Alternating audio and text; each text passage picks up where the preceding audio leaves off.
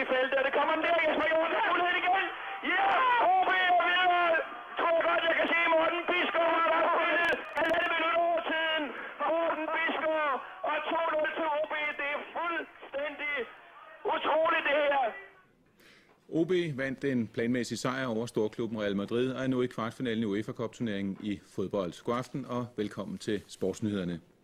Planmæssigt, det er vist så meget sagt. Det var nok kun træner Kim Brink, der for alvor troede på OB's chance på Real Madrids berømte arena Bernabeu, da fynboerne i dag skulle forsøge at indhente et 3-2-nederlag fra det første opgør. Men Kim Brink og hans indædte tro på holdets potentiale flyttede åbenbart fodboldbjerget. Høgen og Gribben på banens midte før kampen. En af dem skulle blive hovedperson, men det blev ikke den lokale mand. Real Madrid åbnede ellers kampen med en stor offensiv, men de bagerste skanser hos OB'erne holdt stand. Her var det netop Gribben, Butragueño, men uden held. OB'erne lavede mange fejlafleveringer i kampens start, og det straffede Real Madrid hver gang. Hurtigt startes et kontraangreb, og bolden ender hos en helt fri Michael Laudrup, der har frit løb ned mod Lars Høghs mål. Men Høgen har luret landsmanden og får taget revanche for Laudrups scoring på Odense Stadion. En scoring her vil have slukket lyset for OB'ernes på forhånd spinkle kvartfinaledrøm. Kort efter er Høg på arbejde igen. Vi er stadig i kampens første kvarter. Bolden ender hos Kigge, men Høgen nægter at kapitulere, og det forplantede sig til resten af holdet. Som kampen skred frem, kom de undertippede danskere mere ind i kampen. Og 10 minutter før pausen fik hjemmepublikummet på Estadio Bernabeu en lille forsmag på, hvad der var i vente i anden halvleg. Resolut trykket af Carsten Hemmingsen, men desværre får OB stadig 0-0 ved pausen. Anden halvleg startede som den første med et massivt pres for Real Madrid. Godt placeret på den offensive midtbane strøede Michael Laudrup om sig med geniale afleveringer, som denne til Alfonso. Heldigvis for OB stod afslutningerne ikke mål med forarbejdet. Og lidt efter lidt kom OB igen op i omdrejninger. Pludselig var det OB'erne, der var hurtigst på kontraerne. Ulrik Petersen frem til Alfons Charmi. Videre ind i feltet, hvor Carsten Hemmingsen dukker op. Men Canizares i Madrid-målet når lige akkurat at få fingrene på. Hans-Henrik rydder op. Men troen på, at det kunne lade sig gøre at score på Bernabeu, voksede i OB'erne. Og mens den spanske producer analyserede et eventuelt straffespark til Real, omsatte Ulrik Petersen i den anden ende troen til virkelighed. Han bringer OB foran efter 26 minutter anden halvleg. Smukt spillet fri af den netop indskiftede Jesper Hjort. I den samlede stilling var der nu udlignet til 3-3. Real Madrid var dog stadig i kvartfinalen på reglen om udebanemål. Real havde dog stadig deres chancer. Igen starter Michael Laudrup et angreb, og da ingen går til Sandro, går han selv. Men endnu en gang holder Høgen OB inde i kampen. En redning i verdensklasse af OB-målmanden. Udskiftning hos OB. Kim Brink sender Morten Bisgaard på banen i stedet for Sten Nedergaard. På dette tidspunkt spiller fynboerne næsten med 4 angriber for at fremtvinge det mål, der kan sende OB videre. Vi er i dommerens overtid. OB angriber. Ordet til Flemming Toft og Preben Elkjær. Stadigvæk Michael Schönberg, og så skal den ind i feltet, og det kommer den der, Jesper Hjort, der er mulighed igen. Ja, OB er videre. Tror godt, jeg kan se Morten Bisgaard har været spillet 1,5 minutter over tiden.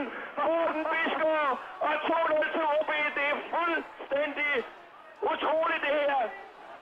Fuldstændig utroligt, men heldigvis sandt. OB videre til kvartfinalen i UEFA Cup'en. Sammenlagt bliver OB sejr på 4-3. Endelig en dansk triumf i Spanien.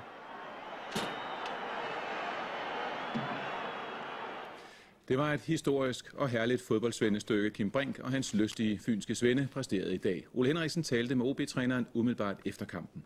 Kim, hvad skal vi sige til det her? Ja, det er optimalt. Jeg har hele tiden tro på, at muligheden var til stede, hvis de kunne spille disciplineret. Det vi har været vinde til i dag, det er suverænt den største kamp i OB's historie. Hvad var oplægget? Hvad gjorde I, der var rigtigt? Altså, vi startede med 4 på linje i forsvaret, fordi vi vidste, at de nok ville spille med en, og så 2 fløje eller kanter hængende bagved, og skubbe spillet langt op bagfra. Det var cirka 25 minutter, så fandt de ud af, at de skulle lægge 2 op i stedet for. Og så her vi snakket om, at vi skulle lave om, ikke? Så vi ligesom spille med markering, og kanterne skulle lidt højere op. Og så var det ligesom, at vi skulle højere op og presse dem og holde vores 2 angriber helt op hele tiden. Og det synes jeg egentlig, så meget som en Norge kan gøre det fungere. Var I taktisk og fysisk bedre end dem i virkeligheden? Ja, de hang lidt med næbbet i en periode. Vi blev trykket lidt tilbage, hvor de laver nogle bander her til sidst, hvor vi ligesom ikke er vant til, der blev lavet så mange bander i spillet, som det gør her. Og det overrasker os lidt indimellem. Vi står lidt forkert nogle steder, men altså, så får vi skubbet spillet op igen og spiller egentlig godt ind på midtbanen og kommer også godt over fløjen og så videre. Er der nogle af gutterne, du er særlig tilfreds med? Nej, det er en enorm holdpræstation, og samtlige spillere yder det maksimale. Vi kan vel ikke lade være med at pege på Lars Høgh, trods alt. Nej, altså, men jeg vil nødt til at pege på nogen, fordi alle gør deres maksimale. Manden bag OB's choksejr i Madrid var målmand Lars Høgh, og det erkendte Michael Laudrup også efter kampen. Det var Helle og Lars Høgh, som skaffede OB videre, konstaterede en skuffet Michael Laudrup og fortsatte. Det er svært at sige, hvad der egentlig gik galt. Vi havde overvægt i spillers chancer, og så få afslutninger, som OB havde, var resultatet uretfærdigt. Odense er kommet på det internationale fodboldkort, og den fynske hovedstad er selvfølgelig i feststemning.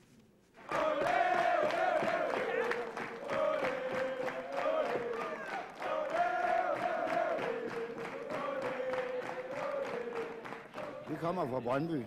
Vi skal herover for at fejre sammen med jer, at I går videre i turneringen og vinder over Real Madrid i aften.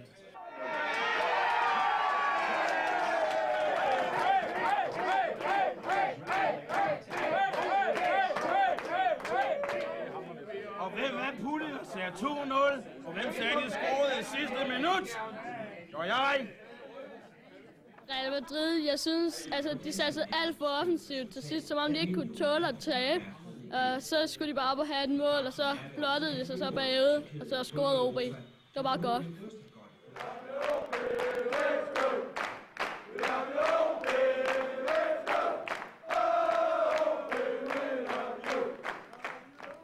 OB's gamle anfører Kim Siler fulgte spændt med i det unge OB-holds himmelflugt i Madrid. Siler har tidligere stået model til en samlet 10-1 afklapsning mod den kongelige spanske klub Real Madrid i Europacup-sammenhæng.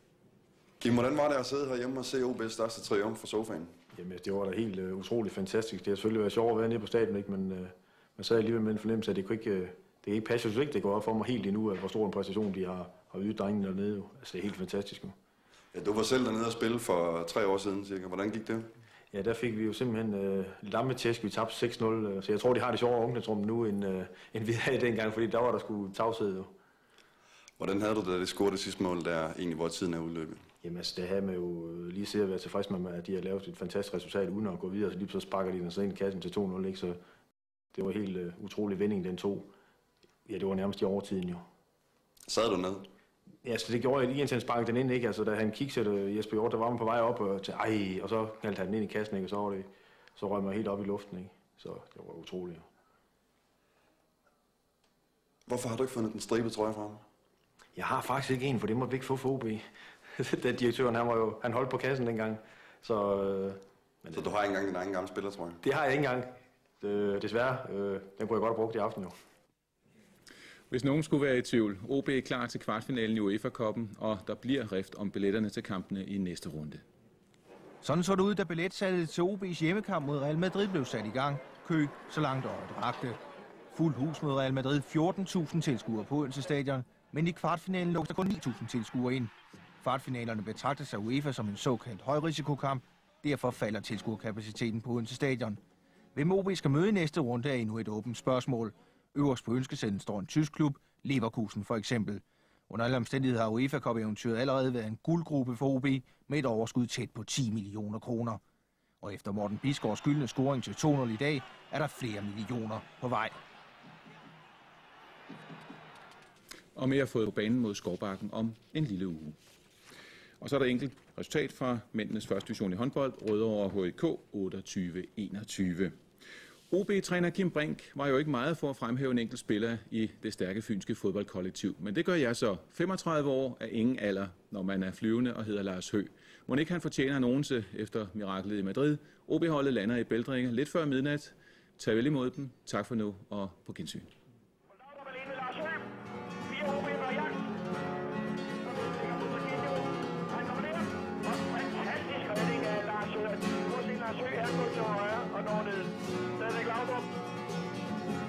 Lars Høgh er lige ved at komme på langt på vand, til gengæld så løber det hurtigt.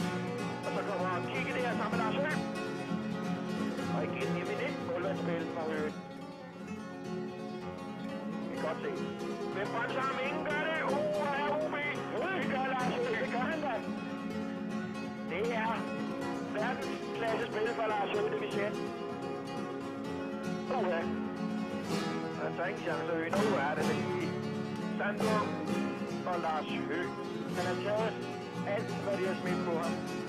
Kigge igen. Og det er Lars Høgh, og så er det langt udspark, Lars Høgh. Der er gået 1 minut over, og så skal den ind i feltet. Det kommer den der, Jesper Jorden, der er mulighed igen. Ja, OB er videre. Tror godt, jeg kan sige, Morten Biskov.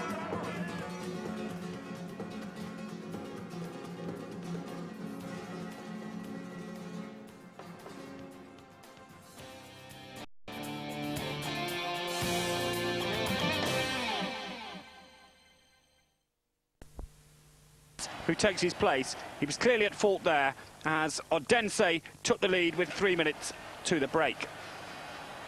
The first leg, though, hinged on a controversial decision just after the half-time interval, when a goal was disallowed for Odense for offside. Watch number 10 in the centre, Chichami, the Cameroon international, putting the ball home, thinking he'd given the Danes a 2-goal advantage, only for it to be robbed by the linesman's flag. And how cruel a game can be, because seconds after this incident, Chichami clearly thought he'd scored. He finished it well past Boyo. It was a fantastic goal at the other end, created by Michael Laudrup. A superbly weighted pass from Laudrup sets Amavisca away. And in the end, the Chilean international Zamorano, the leading scorer in Spain this season, had a simple task to equalise. Zamorano, along with Hierro, are suspended for this evening's clash in the Bernabeu Stadium. How will Real Madrid miss them, along with the injured Michel, who's out of the game for 6 months? Well, Laudrup there with a wonderful through ball. Amavisca could see the Chilean star in the centre, and Zamorano doesn't miss from there. So 2-1. It became moments later when Amavisca hit a speculative shot from outside the penalty area, and suddenly Real Madrid had turned what could have been a 2-goal deficit into a 1-goal advantage. From being 1-0 down, possibly 2-0 down, they were now 2-1 in front, and the game appeared to be safe. Odense gambled and brought on Jasper Hjorth, and the gamble paid off when Hjorth drove in past Boyo to make it 2-2. And with only a few minutes left, that appeared to be the final score, with the tie, though, heavily weighted in the favour of the Spanish club Real Madrid, thanks to the 2 away goals. But of course, in the third round for the first time, the Danes wouldn't give up. And remember, they knocked out Kaiserslautern from Germany to reach this stage. But then in the closing minutes, it was Michael Laudrup who was to have the final word in what had been an amazing second half. Exchanging passes with Emilio Butragueño, helped by defensive error, Laudrup was to score in his home country and give Real Madrid a comfortable-looking 3-2 advantage to take to the Bernabeu.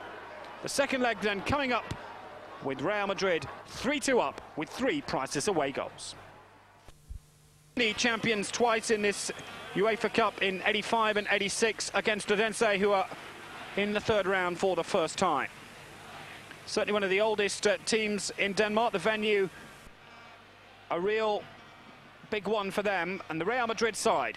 The important thing to note here at number 9, no place for Zamorano. He's suspended along with Hierro.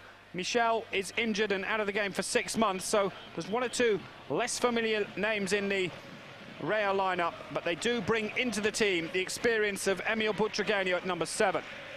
Meanwhile, Odense have an experienced goalkeeper in 35-year-old Lars Hock, number 1, 6 caps and more than 600 appearances for his only side. They've also got some good players. Watch out for number 8, Carsten Dettelsen, who won his first and only cap for Denmark against England in March.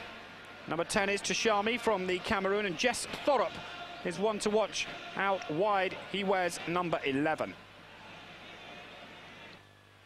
Our referee from Italy, Loris Stafoggia, gets us underway. This is a real test then for the Danes, completely unfancied against Real Madrid, who are having a fine season under Jorge Valdano, the Argentine coach, who himself scored in a World Cup final in 1986 when Argentina won the trophy. This stadium, the Bernabeu, was the setting for the final of the World Cup in 1982 when Italy won the trophy, beating West Germany in the final. Here's Laudrup. This is Amavisca. Certainly the role set for him tonight is to take the boots of the man who's got all the goals, Zamorano. But Amavisca had a fine match in the first leg, and he also was one of the stars of the 1992 Olympic side, winning gold. Here's Amaviska again. An early form across, and Hoff has got it out of position. Butragueño, still Butragueño. One of the great players of all time in Spain, really, Emil Butragueño. 31 years of age now. It'd be fair to say it would be past his best.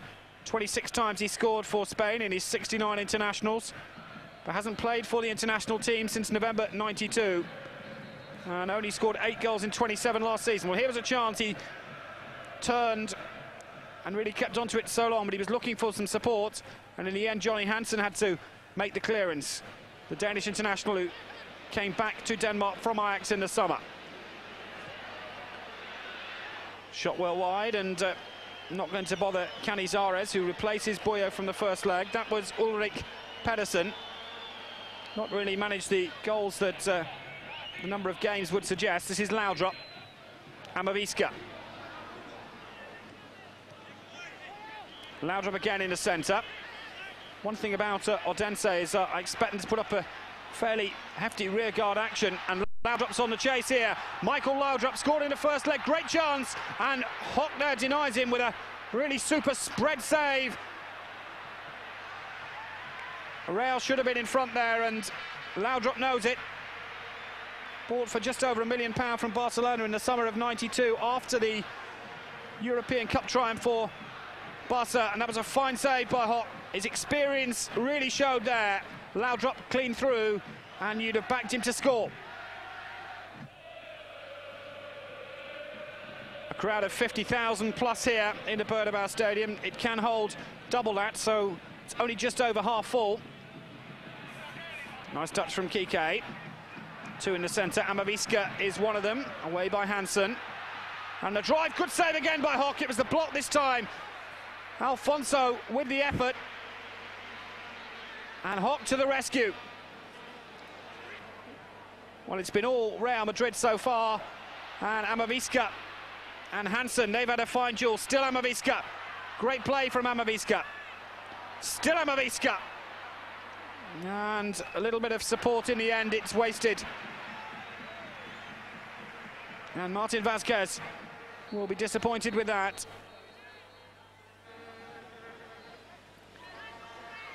Well, the Danes have so far held firm. I haven't seen too much of them in an attacking force yet.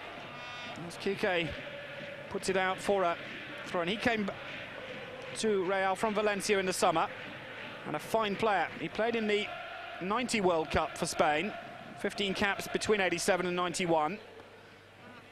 Odense, who knocked Kaiserslautern out to reach the third round. Oh, that's a fine drive! Well, it was a speculative effort, to put it mildly, and one that so nearly brought a goal. Kastlin Hemmingsen hits the crossbar.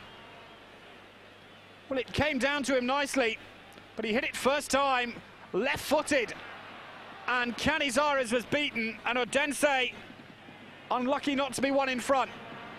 A speculative effort for sure, but it was hit with real power. Canizares had no chance. And so Odense show that they aren't just here to defend, but of course they need to score 2, which looks an unrealistic task, even against Real Madrid. It would be one hell of a surprise. The flag goes up. Amaviska is offside, and Butragueño, his token effort to put it in the net won't count. But again, it was Laudrup who saw the vision to release Amaviska. Still no goals then in the Bernabeu Stadium. Real Madrid well on top, but Kastlin Hemmingsen, one of the 2 Hemmingsen brothers in the team. The flag stays down this time. Now it's 3 against 2. Amaviska in the centre. Butragueño, brilliant save! Lars Hock denies Emil Butragueño when the vulture looked certain to open the scoring. Another fine Real Madrid move, and I think he was wrong-footed. Oh, that's a fantastic save. Butragueño placed this one, and he really thought he'd scored. Laudrup. Luis Enrique.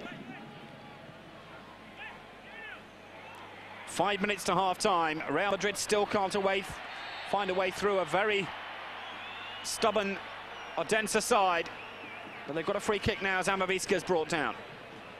Certainly Stein Nedergaard, who's an under-21 Danish international.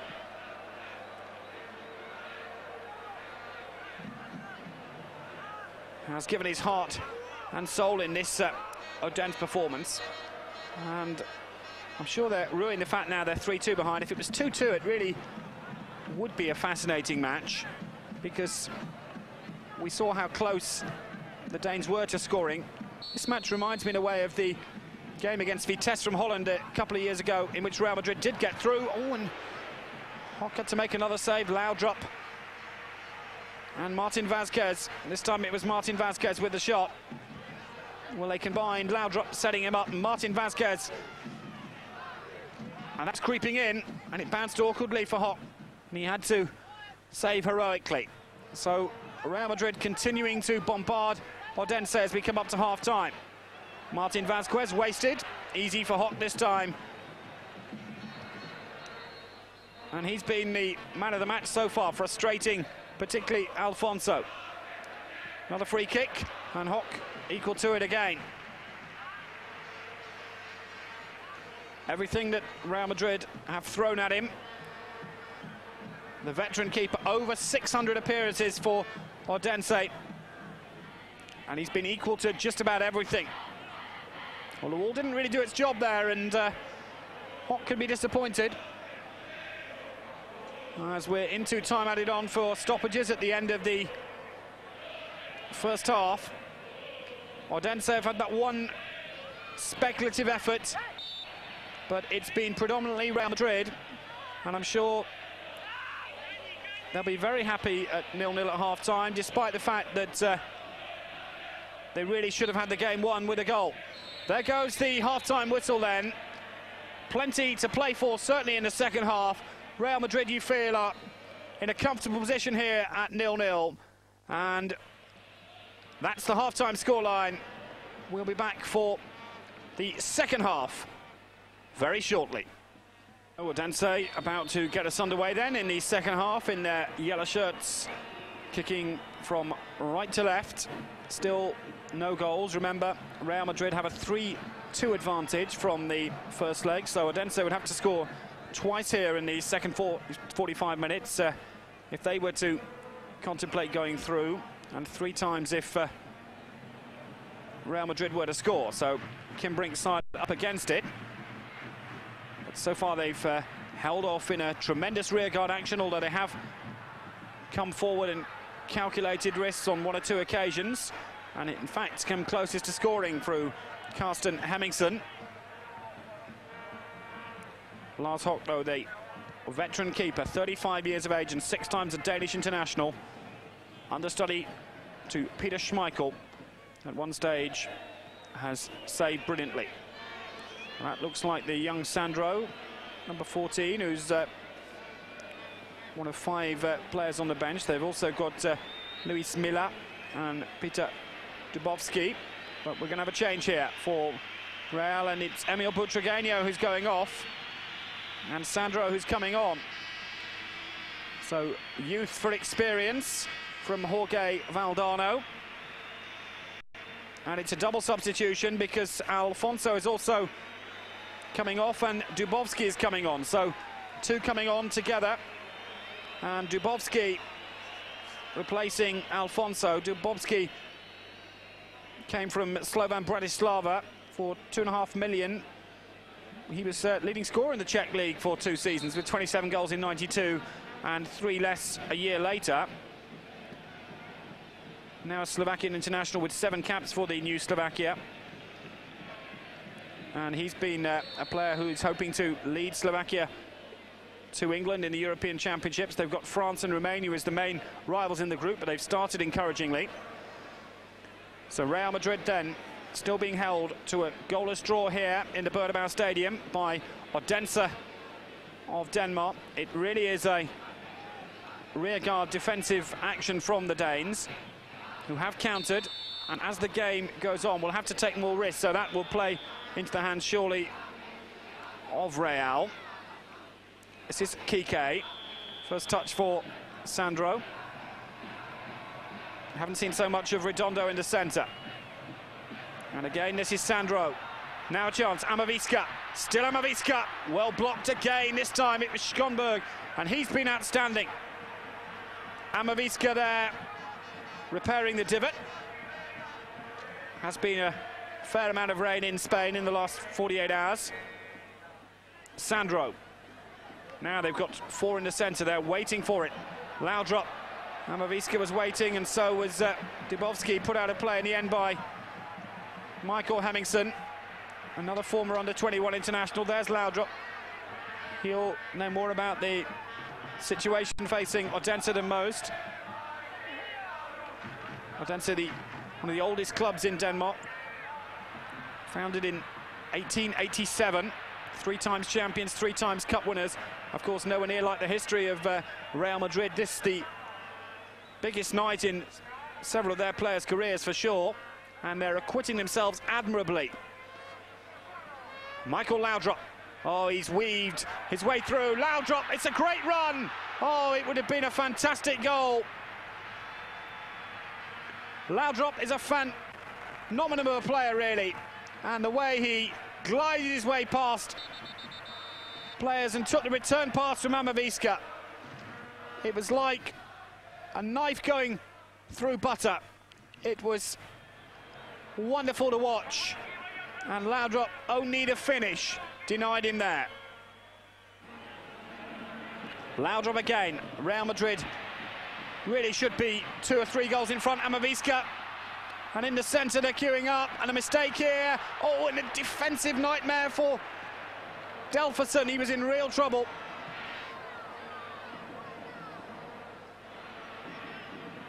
Well, Jorge Valdano and the Real bench must be a little nervous, even though their side haven't broken through. They've still got the advantage. Great play here, again by Luis Enrique. Amavisca. Still Amavisca, Dubovsky in the centre. Well, they're all heroes out there for Odense. Redondo. Oh, it's a fine run. Oh, now on Dubovsky. That was Schonberg. It looked a penalty from here. Schonberg on Dubovsky. He looks innocent. Let's have a look at it from behind the goal. Well, this is Dubovsky getting the ball now, and here's Schonberg. Ooh, penalty for me for sure. Well, here we see it from behind the goal. As Odense come forward. Oh, and a great chance here, and it's there. Odense have taken the lead, and it's Pedersen who scored. Well, that was an amazing situation. Pedersen took the ball through. I think it was a substitute who played him through, Jesper Højhoff. And it was Hjorth who played him through, and Pedersen has given Odense the lead after 71 minutes. I wonder if it's going to be enough. Hjorth, there was no question of an offside, and Ulrik Pedersen gets his 5th goal for Odense. The youngster, he's only 20. It's 3-3 on aggregate, and now Real Madrid, they've still done enough, of course, with the away goals, but what an exciting last quarter we've got here. 1-0 Odense lead then, and it's 3-3 on aggregate.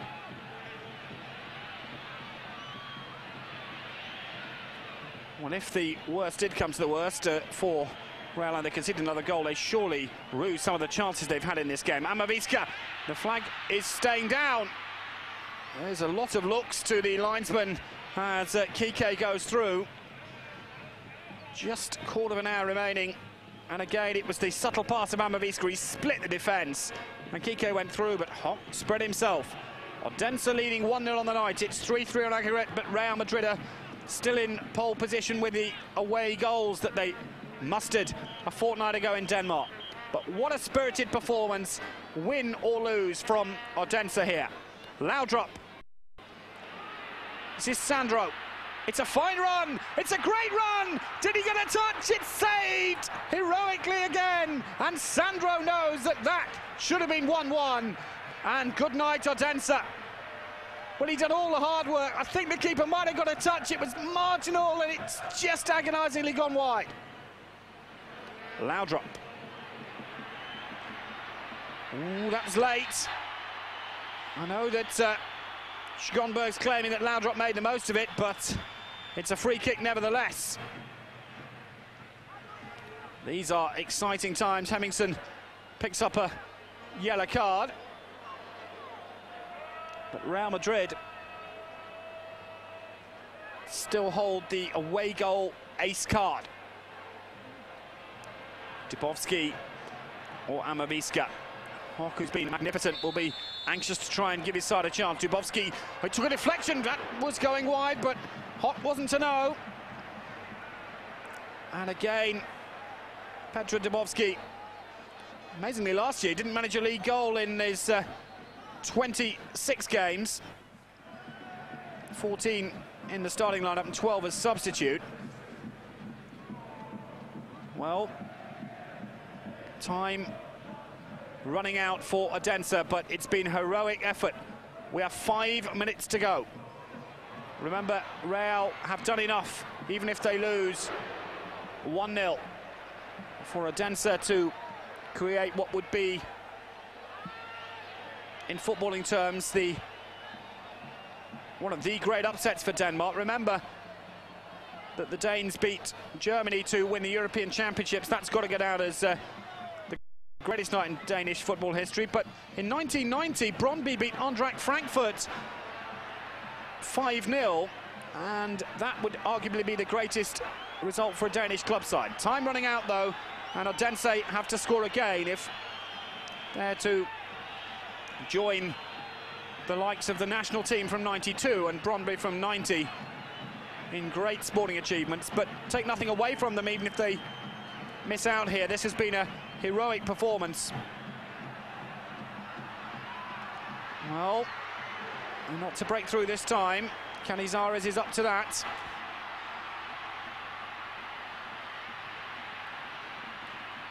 Still, though, you can certainly feel there's tension amongst the Real fans, but if they get an equaliser, it'll all go. And Martin Vasquez there, but again, great defensive play. Pedersen comes in again, and Johnny Hansen's been superb at the back, along with Schonberg and Carsten Hemmingsen, who may have picked up a yellow card, but Real here, they're finishing the stronger. Kike! Hock again. Another chance, though, another shot on target. Another missed opportunity for Real. A minute played in stoppage time. So one last chance, surely no more. Schonberg, it's a fine run. The substitutes at the far post. Great chance here. He's done it. Oh, what a moment for Martin Bisgaard. Well, his only third goal. And Odense are 2 up in stoppage time. Surely there isn't time for Real Madrid. Canizares can't believe it. It's Martin Bisgaard, the substitute at the far post. He was given an acre of space, but he finished it like a true hero. And Odense from Denmark here on the verge of one of the great European shocks and reaching the quarterfinals of a European competition for the first time. We're deep into stoppage time. Oh, the final whistle's gone. There's no more time. Jorge Valdano can't believe it. And Odense from Denmark, the club founded in 1887, 3 times Danish champions, 3 times Danish Cup winners. Well, they've now knocked out the twice winners of the UEFA Cup, the mighty Real Madrid, in one of the European sensations. Final score, Real Madrid 0, Odense 2, and a night for the Danes